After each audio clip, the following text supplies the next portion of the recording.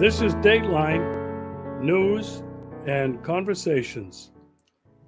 You know, my friends, I'm really quite tired and exhausted of speculating about the war in Ukraine on a daily, a weekly, and even a monthly basis for the last year and a half. Everybody else is doing that. I'm having a hard time dealing with that. And so I have been focused on basically two things.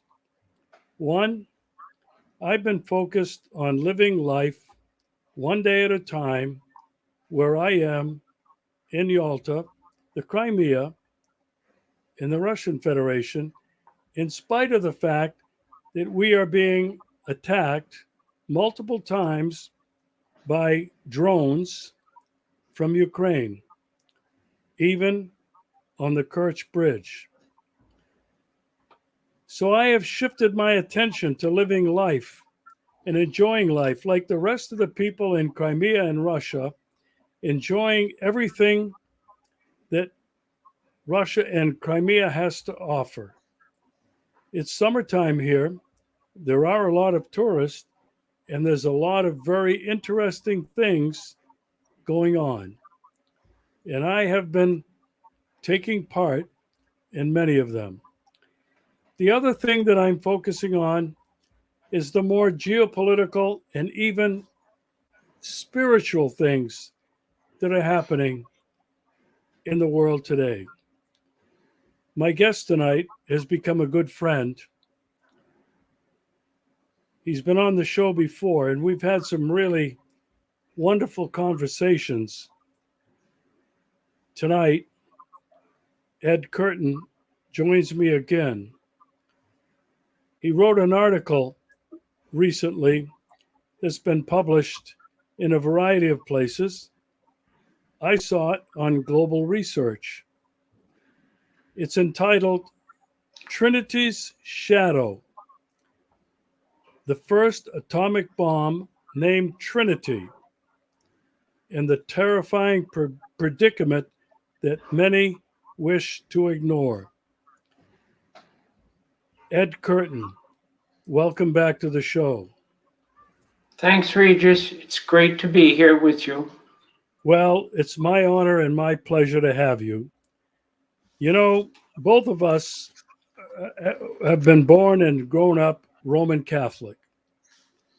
And for the Roman Catholics and the Russian Orthodox, belief in the Trinity, three persons in one God, the Father, the Son, and the Holy Ghost, is a foundation of Christian belief around the world.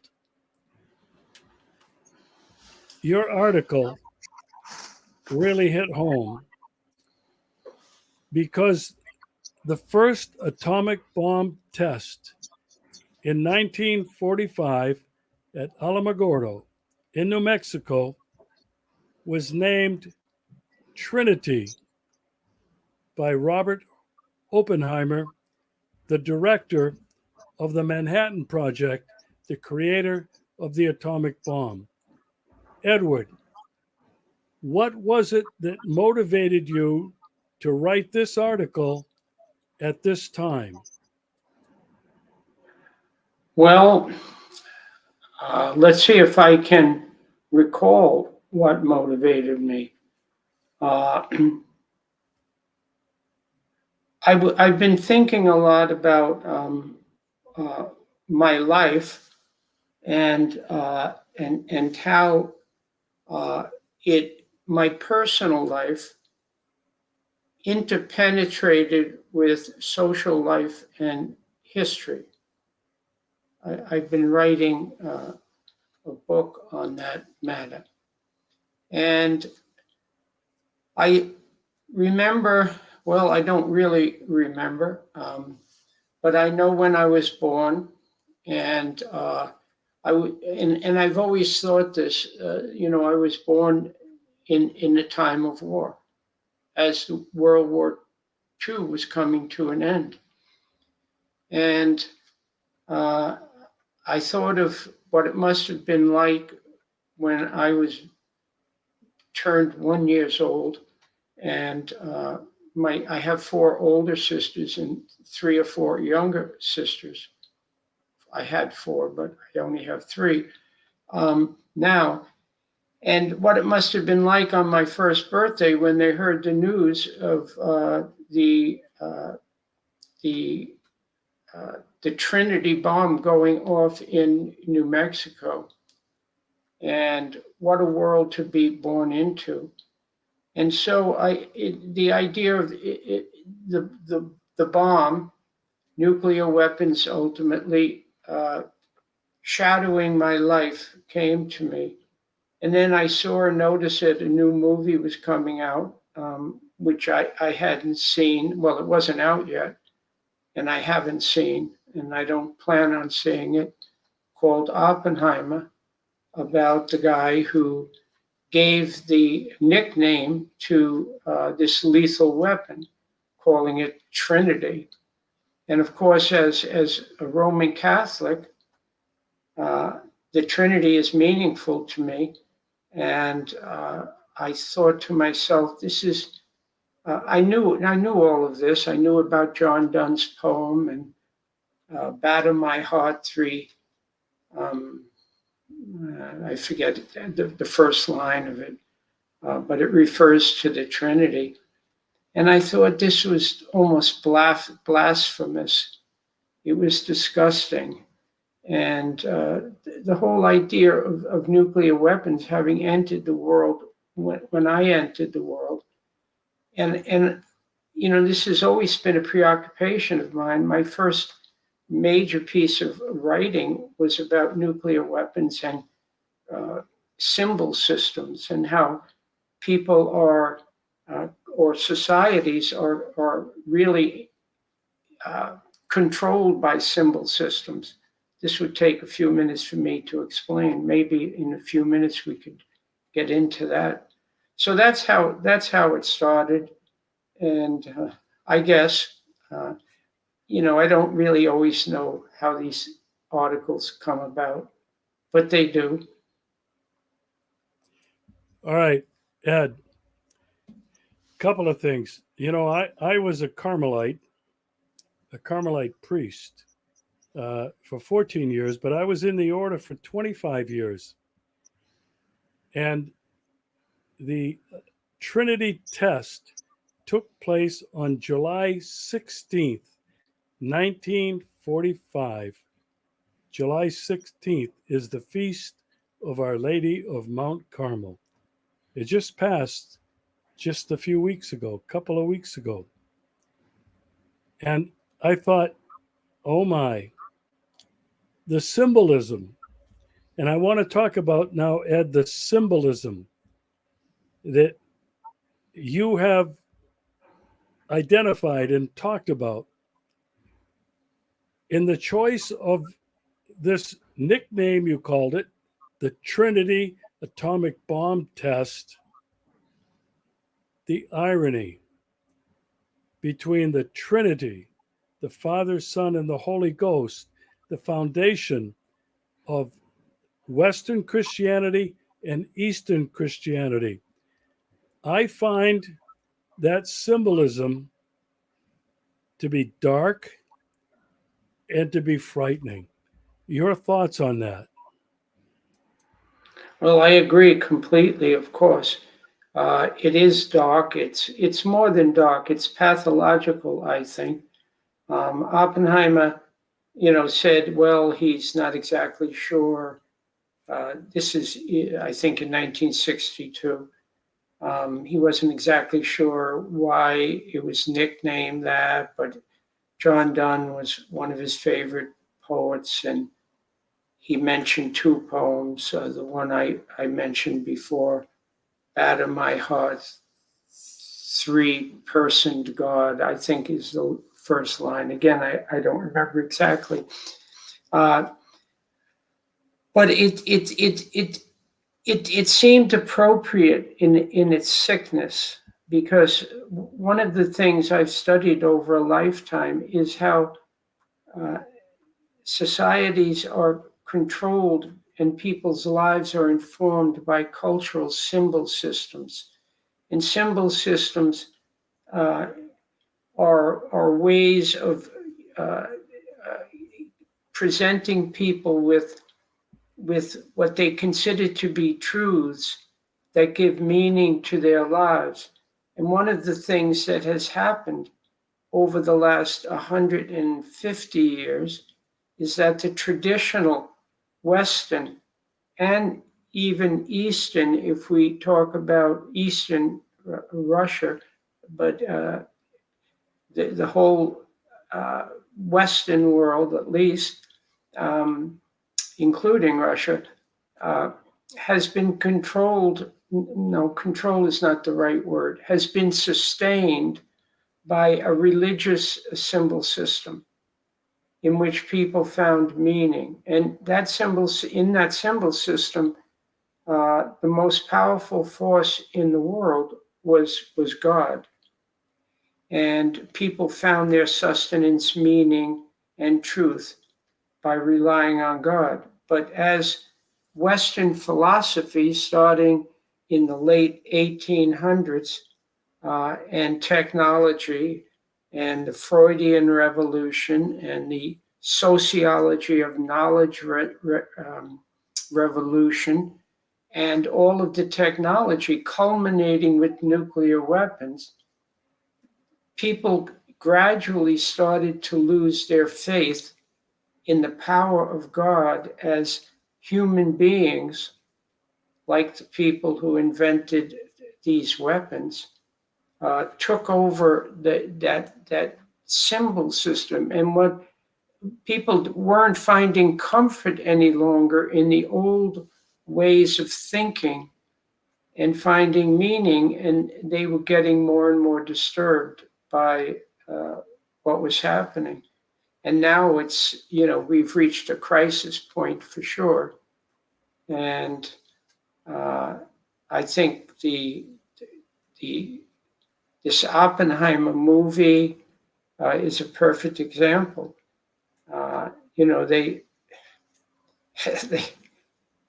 I haven't seen it, so I really shouldn't comment. But I'm sure it doesn't delve into what the end result of nuclear weapons is.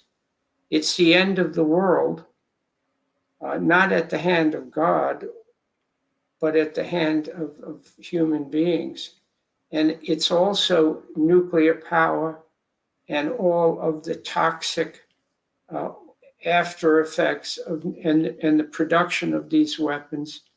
And it's just created a world of terror, not a world of comfort, not what the sociologists, one of which I am, called the sacred canopy that once hung over the world. No sacred canopy, but a terrifying canopy with nuclear weapons in that mushroom cloud, having replaced the old religious symbol systems. Yeah. You know, you just briefly passed over it, but what this Trinity atom bomb test really meant was that humanity entered into a new era. It was an era when man could determine who died and who lived, could determine the future of all life on the planet. Prior to this, people believed that it was God. And it was the power of God to create and to take life. And I think this is one of the things that has really shaken the foundation of Christian thinking, Christian theology, and, and Western and even Eastern philosophy.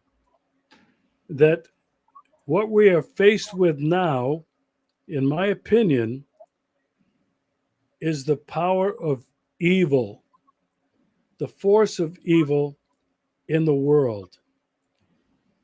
And the nuclear threat the shadow that we're living under is being made perfectly clear with the high stakes of this conflict in Ukraine that the United States has brought about single handedly in its attempt to take down Russia. It has brought us to the brink of nuclear annihilation. Ed, the United States has nuclear weapons in Europe. They have nuclear weapons in Poland, Moldova. If this is not the epitome of evil, the power of people somewhere, and I say in Washington, D.C., in London, in France, in other countries that possess this weapon, if this is not evil personified, the power to destroy all life on the planet, I don't know how else to describe it. Ed, your thoughts? Well, I agree. And one of the great ironies, of course, is that the United States has been calling Russia evil for a long, long time. And President Putin is the devil. He's the devil.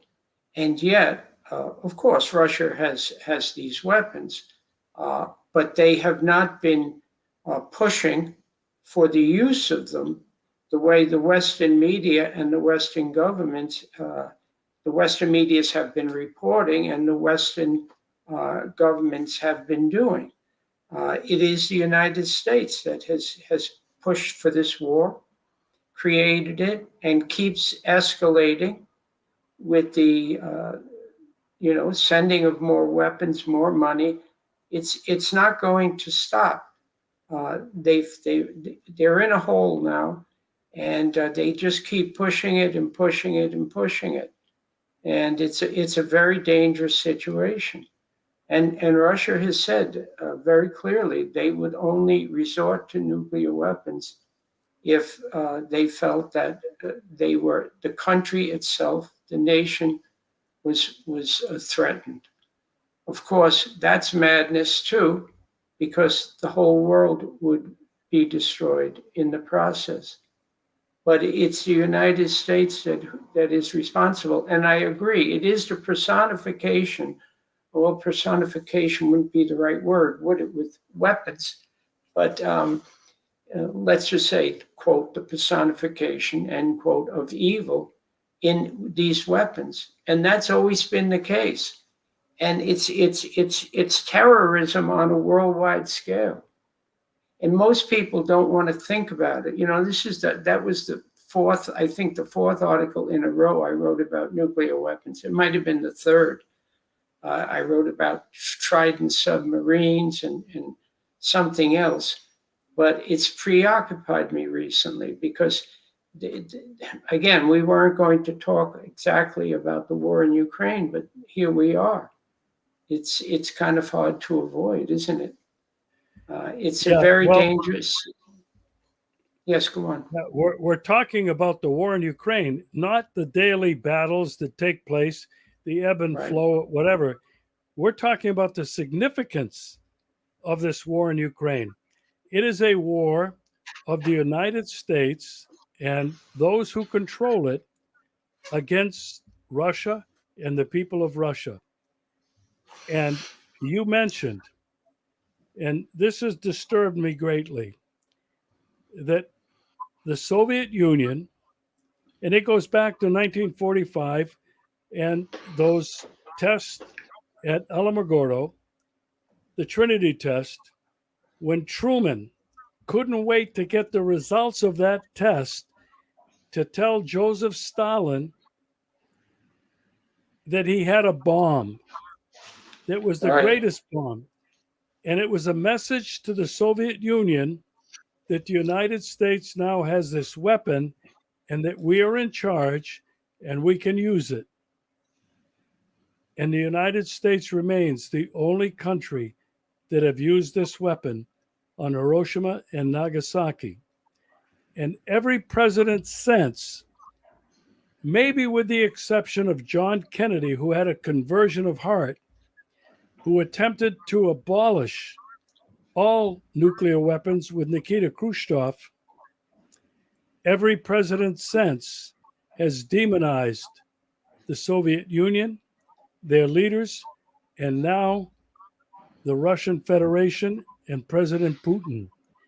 Ronald Reagan, without doubt, was the most influential, who called the Soviet Union the evil empire, a Right. soulless nation, the red menace, that communism was being celebrated in hell but nowhere else.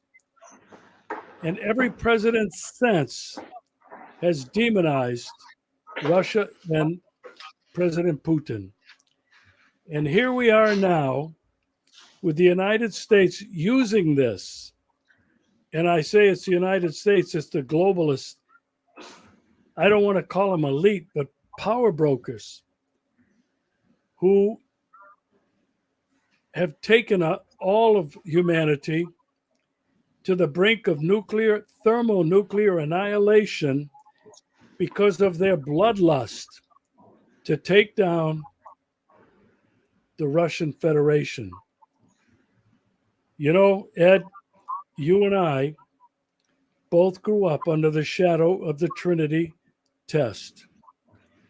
You and I both remember the Cuban Missile Crisis, when the whole world at that time was terrified.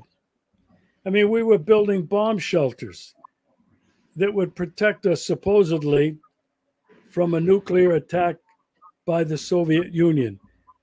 Duck and cover, get under your desk. How crazy that was. But you know, Ed, the thing that really troubles me today, with we are closer now to nuclear annihilation than we were then in the fall of 1962. Ed, Yes. your thoughts on where we are today and that shadow of the Trinity test. Well, I think we are closer today for sure. We were pretty close back in 1945. I'm sure noticed within my article. I linked to work done by a colleague of mine at Global Research, the man who runs Global Research, Michel Chossudovsky, and his work on how in 1945 the U.S. was already targeting the Soviet Union and targeting 65 cities. There's a map there of the 65 cities in the Soviet Union for nuclear annihilation. So this goes all the way back, to informing Stalin about the bomb. But the United States was ready to do it back then. And they've been ready to do it ever since, except for President Kennedy, as you mentioned. But it's very, very important that people understand that this has a long, long history. And that's why Michelle's work is important. And I'm glad it's in the article. It was important to put it there. But yeah, I think we're at a very, very dangerous spot. And of course, this can all happen accidentally as well as intentionally, because it's all tied into technology and computers. And it's almost happened many times down through the years accidentally. At one point during the Reagan administration, there was a computer chip malfunction that almost set it off. I think it was like a 30 cents it cost this chip or whatever. But there's so many documentations. Daniel Ellsberg has written a whole book on this, a very good book, outlining, the whole history of this crazy, crazy stuff. But yeah, I think we're in a very, very dangerous spot. Most people can't think about it. I understand that. I understand. They just can't think about it. It's too dark. And then many people say to me, hey, Ed, look, you've been talking about this, writing about this since the early 70s, and it hasn't happened. So, stop being a Cassandra and saying, it could happen and it's very dangerous and blah, blah, blah. Well, they have a point, but it only has to happen once. It only has to happen once. And as a friend of mine, Marty Schatz, who's done a lot of work in this area, has said, the preparations for nuclear war are war. We're at war. We're at nuclear war already. It just, they haven't gone off yet, but the U.S. is spending $1.7 trillion to upgrade the nuclear weapons. This was announced under President Obama, and it's proceeding, as planned. It's happening. It's just crazy stuff, and all those nuclear weapons in Europe, and the weapons that can be converted in 10 minutes to have nuclear warheads, all surrounding Russia, and now the push, for war with China. It's just it's a lot of bravado and a lot of. There's only one politician in the United States who's really warning about this, and this is the candidate, Robert Kennedy Jr. And he's talking about it constantly, and he's getting a lot of pushback. He says the U.S. instigated this war. They instigate, and it has to stop. We have to stop financing this. We have to stop waging war against Russia in Ukraine. Russia's going to win anyway. Ed, the thing that troubles me is that if Americans can't see what their country has done since Vietnam, in Nicaragua, El Salvador, Honduras, in Panama, in Iraq, in Syria, and Libya, and Yemen, and Somalia, if they can't understand what their government is doing, to me, it's terribly troubling. I have a difficult time understanding why Americans, my own family, cannot see just this recent history of the United States as promulgating war around the world. And some 20 plus million innocent people just since 1945 have been killed by the United States military. Ed, here we are today with the United States having instigated this war against Russia. People want to say 2014 with the coup in Kiev, in Ukraine. I maintain it's been going on since Harry Truman in 1945. Well, it has. It has.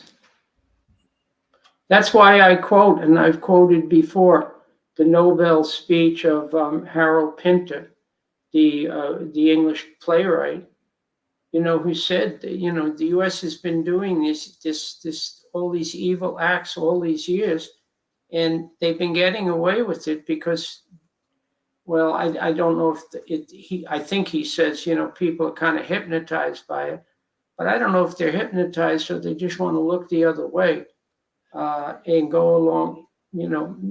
I think people feel very depressed and very powerless, but that feeds on itself. The more powerless and depressed you feel, the less you're going to stand up and say, no, not in our name. You can't continue with this stuff. Yeah. And that's why in the United States, there's really basically no anti-war movement right now. People are pretty down and out and drugged up, literally. Yeah. And I want to focus on something you started talking about. It's the power of symbolism, the power of myth. And for the United States, I mean, I'm talking about my own family. They believe that America is a force for good in the world, spreading freedom and democracy around the world and keeping America safe. This this is symbolism. This is mythology, which has always been so powerful in conditioning human beings and entire populations to believe in the myth or the symbolism. I think this is somewhat of what you were getting at when you talked about symbolism, and these symbols are so powerful. Your comments? Well, I think it's connected to also cultural changes that the people in power are pushing.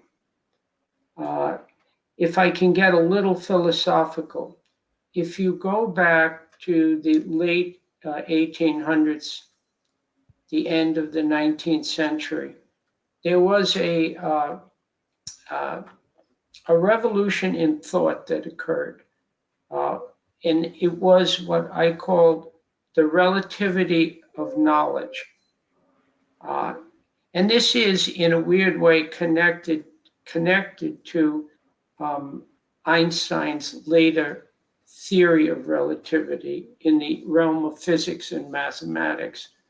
But in the realm of knowledge, it was pushed by philosophers and sociologists and anthropologists and scientists and psychoanalysts that all knowledge is relative. And if it's relative, of course, to say all knowledge is relative is an absolute statement. It's a contradiction in terms. But essentially what they were saying was that there are no absolutes. There's really nothing you can rely on. You're all alone like a rolling stone with no direction home. You're lost in a world of relativity, and this is just the way it is. And that is a recipe for despair, because there's nothing you can rely on. Where once perhaps your ancestors relied on God, no, you can't rely on God anymore because God is dead. Even though, what Nietzsche meant by that was people have killed God. He wasn't saying God is actually dead. He was saying people killed God. The symbolism God was killed by people through their thinking and through their actions. And this is what underlies all of the development of nuclear weapons. It underlies someone like Oppenheimer being able to say with a straight face, nickname this bomb Trinity.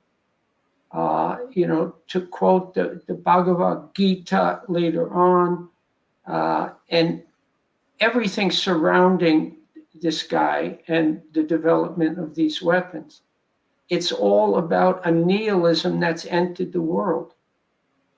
And there's the symbolism is constantly being reinforced culturally in the Western world now, constantly. That there is no truth, there is no absolute truth. There's nothing to rely on. It's all it's you're living in an absurd world, and so you might as well just give up. Forget it. Don't even try. And I think that's infected people's spirits. Yeah. And when we look at what's happening in the United States and the West with this wokeism, whatever you want to call it, we don't Yeah. use personal We don't use personal pronouns, him, her, we, she, it, etc.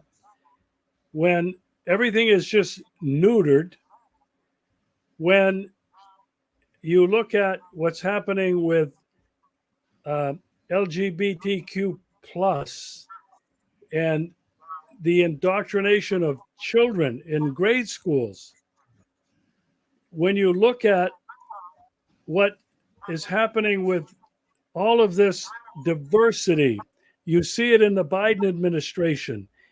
They've replaced competence with diversity policies. People of diversity have filled that administration. You also see this in the Western Europe. But Ed, what this is what you're saying is they have taken away all security of people to believe in something, which has been religion for the most part, or for those who are not religious, to believe in America, a beacon of freedom and and liberty and democracy around the world. All of this is gone now. And as you say, I think you're saying people are feeling uncomfortable. More and more people are feeling depressed and in despair because there's no longer anything to hold on to. Ed, That's right. That's right. You know, I'm glad that we have Social Security, um, but they throw the word security around as if there actually is much security when most of the world is in a very insecure position. People in the US are in insecure, people throughout Europe, it's getting worse and worse, this sense of insecurity. And at some point, something has got to give, and I don't know when that is. You don't. I'm not saying you need to be religious. Most of the world always has been, and they've had some spiritual belief systems. Uh, However, you have to at least believe in honor and truth, uh, and a sense of community and a sense of standing up for what is right, uh, even if you're not particularly religious. Um, I think those things are in essence religious themselves. There are many non-religious people who are wonderful human beings and are honorable and brave and courageous and speak the truth, and uh, but we're in a bad place. We're in a very bad, but it's been long in coming. It's nothing new. I mean, you mentioned all this woke stuff, um, and you used the word neuter. I think, yeah, I think the people in control would like to neuter the whole world, which maybe they're doing in many different ways, so that people can't stand up and say, "Hey, look." Um, I'm not a neuter. I'm not a neuter. Um, and all the stuff you mentioned. Recently, we were going to take our grandkids to a out for. They were visiting, and we were going to go to a street in the town that was closed off on a Saturday night and have pizza outdoors on the street. And there were street musicians, and it's a very festive kind of thing. And it was announced that they were going to have um, uh, a performance on stage right next to the ice cream shop of a drag queen, and we didn't go. I mean, it's so inappropriate. Why would they do that? Why would they have a drag queen show on a street that's filled with kids of all ages? But the authorities didn't think anything of it. It was just kind of normal. Uh, this is a drag queen that does little um, story hours for little kids in groups. And of course, the whole point of it, as they admit, is to promote different forms of sexuality and to tell kids that everything is normal, and it's normal to be a transvestite, I guess. And there's no such thing any longer as men and women, boys and girls, males and females. Uh, it's it's very strange, and this has nothing to do with being homosexuality, with being homosexual, or anything of the sort. For years and years, going back 45 years, I have been writing I and defending gay people, friends, people that weren't friends I didn't even know. So it has nothing to do with that issue. It has to do with something else, some kind of weird cultural push to confuse people and confuse kids. Like, you don't know if you're really this or you're that. Maybe you're they, maybe you're 10 different things. But they're screwing kids up, and it's not good. Yeah. What I think it is it's an attack on our humanity. What it is that makes us human. The goodness that humans have been able to celebrate and live throughout the centuries is being attacked. This is what I really think is happening. And this war that we're talking about is not just a war for resources, it's really a war against what it is that makes us human, artificial intelligence. Yeah. Uh, maybe I'm just an old guy and I'm worried about what this means for the future. But when you eliminate jobs, when you eliminate human beings to be able to think and love and help each other and create community, when it's all technology, and that's, you mentioned this in your article, science and technology have really, well, you didn't say this, but have become a substitute for what is human. This is what troubles me the most. That Yeah. if we lose our ability to love, if our ability to create community, if our ability to be compassionate, if our ability to be able to feel the pain of other people, if we lose our ability to create beautiful art, music, literature, dance, film, whatever it is, and this is what's happening. This movement is looking, in my mind, to erase all of that. I don't know how you feel about it, but that's what I think, Ed. Well, I do feel very similar to you. Um, if you look at the art scene, if you look at this literature, I mean, I go into the library all the time, and I look at the books that the library, buys and shelves, and it's just atrocious. It's just really so much garbage. And if you look for a classic, any classic book, you will not find it. Uh, and I live in a town that has a good library and is supposed to be such a sophisticated place. But if you go in there, let's say you're looking for Anna Karenina by Tolstoy, you're not going to find it. You're even not going to find American classics. If you look for something by Hemingway or Fitzgerald, you're not going to find it. You're not even going to find classics from the 50s and the 60s. You won't find Kurt Vonnegut in there. You probably won't find Fahrenheit 451 in there. Maybe they burnt it. I don't know.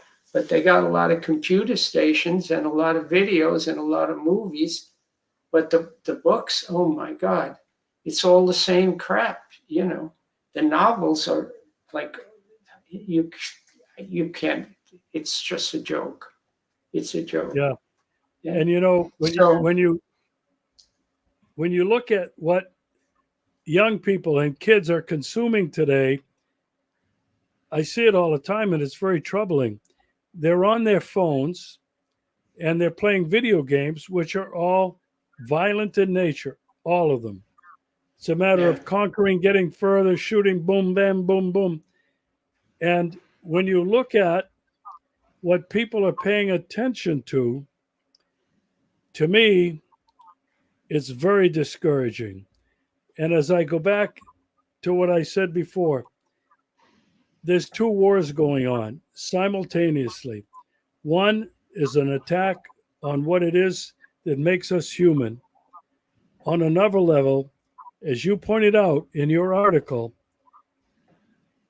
it is an attack on life, all life on the planet, under the name of Trinity, three persons in one God.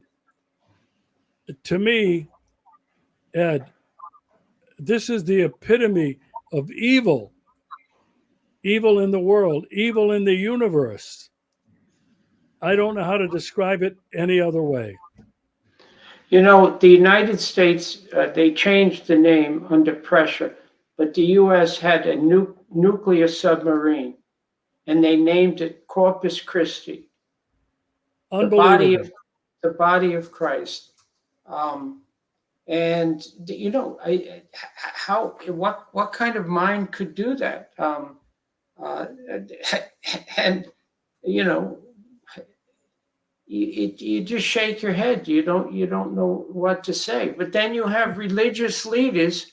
You have religious leaders who are so corrupt and so weak and so neutered that they don't stand up and talk about this. They don't stand up and condemn nuclear policy and war policy. And everywhere you turn, you see they support this stuff everywhere. Uh, it's, where would you hear a sermon against the war in Ukraine? You wouldn't. You wouldn't hear it anywhere. It just doesn't happen because those religious leaders are having their drinks and baking their cookies and doing whatever they do. I don't know what they do.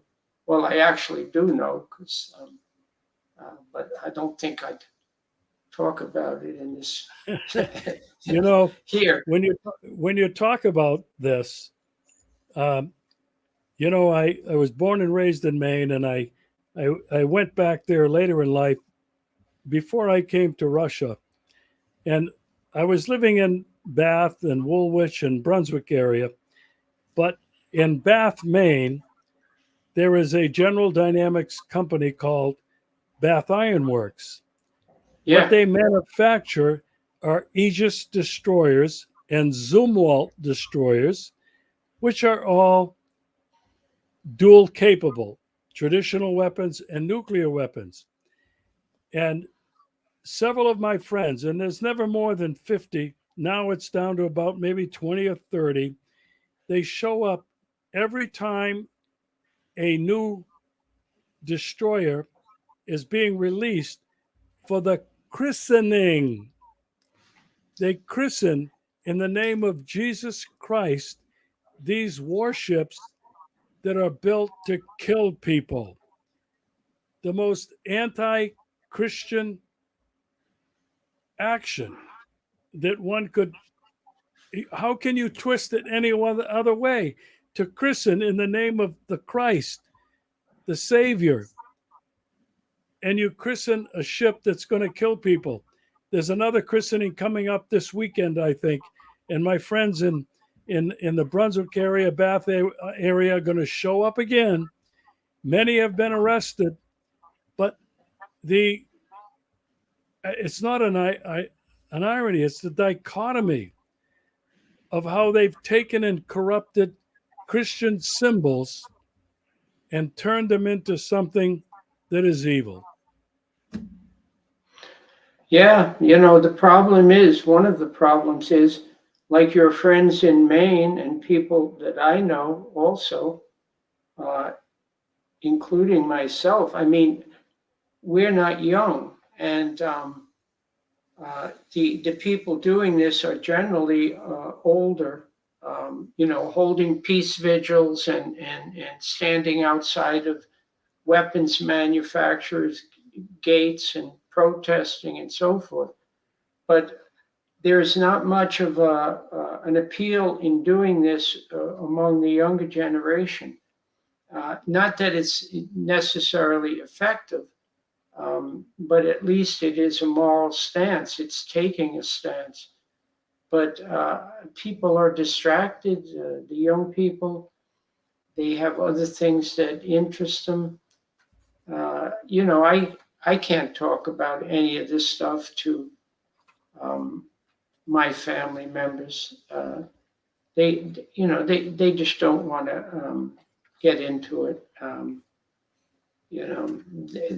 It's like I'm just talking out of my what, and it's just not interesting to them.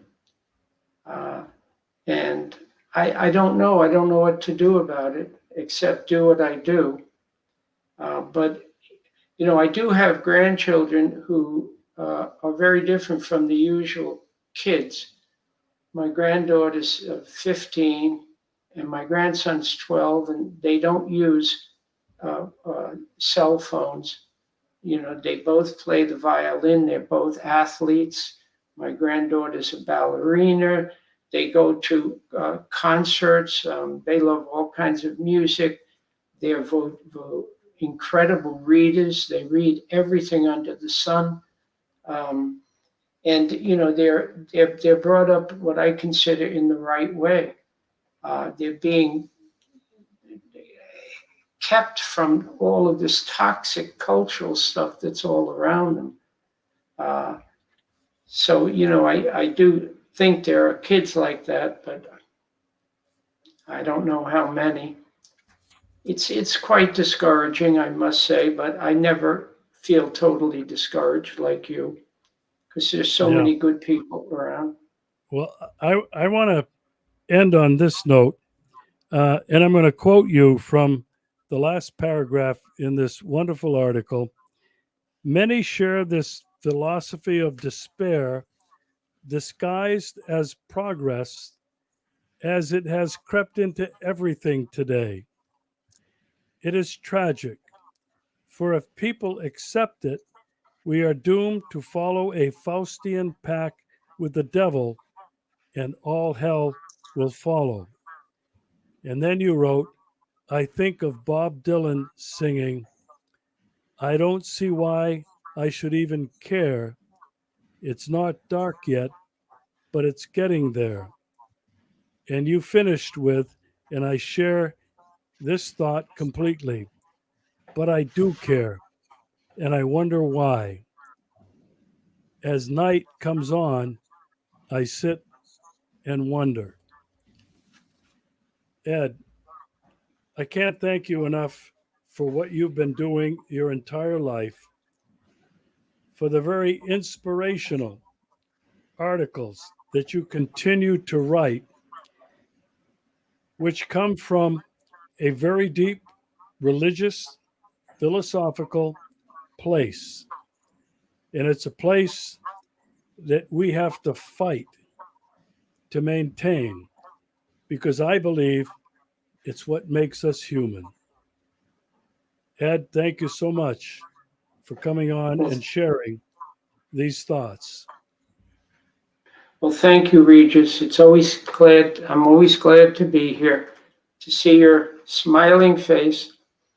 I tend not to smile that often, but I actually can,